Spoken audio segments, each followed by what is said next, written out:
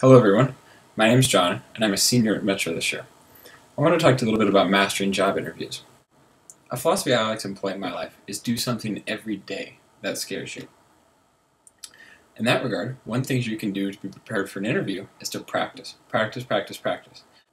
So my advice to you is apply for jobs you don't want. Apply for internships, jobs, go through the whole process. Get to know the people, get to know the company, have them invite you in for an interview, and go through that process as well. Now you can respectfully decline any position, but going through the real process over and over and over makes you even more comfortable for when the situation you want arises and you want to pursue that. Be prepared to explain the skills and lessons you've learned from every position you've been in and every level of schooling you've completed, and be able to relate those to the positions you're applying for. And have in mind a personal story that relates to how you could excel at the position you're applying for. And more importantly, study the business with which you're interviewing. Get to know their story, their model, their founders. Understand their history, the direction they're heading today, and be able to relate how your skills can apply to the direction of their company and support their goal as well. I recognize that feeling of anxiousness though, and that's important. You need to recognize it and don't fight it. Love it for what it is, but don't be afraid of it. Anxiousness and excitement are the exact same feeling. So constantly remind yourself that your anxiousness is your desire to do well, your desire to perform, and your desire to be the best. So you can use your anxiousness as the energy to excel. Being prepared ahead of time will help you feel that anticipatory excitement rather than that nervous anxiety. Because once you're prepared and you know yourself, your resume, and your skills in their company like the back of your hand or to the best of your possible abilities, all you have left to do is be excited and ready to do well.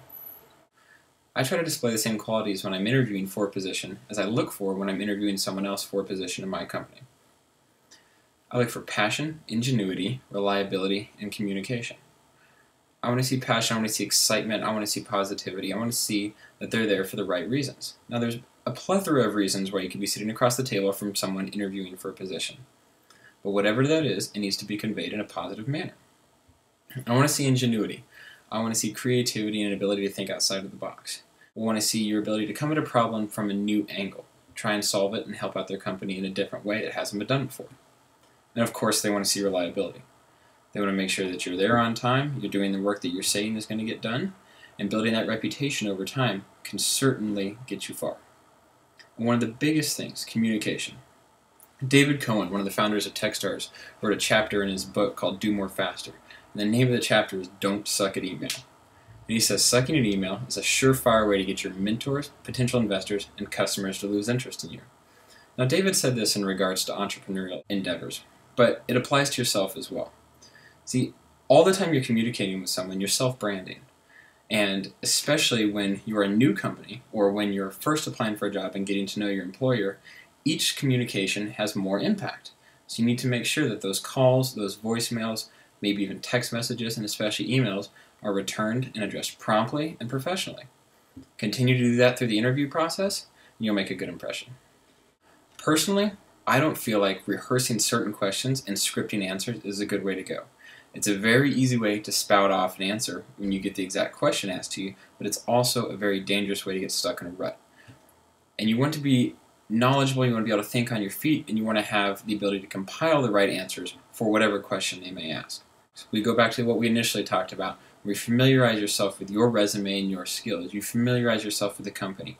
You know them, their morals, their values like the back of your hand, and you know yours as well. Make sure you can relate those and make sure you can apply them in a manner that moves both your career and the company in a positive direction, and be able to think on your feet when you do so. This will make an even better impression than having a scripted answer. If you keep all these steps in mind, most importantly, just be educated. Communicate well, educate yourself in the company and the situation that you're in, and practice as much as possible. Get real-world practice, though. You can only look in a mirror for so long. Keep putting all of these 4 elements together, you'll be filling out a new W-4 in no time.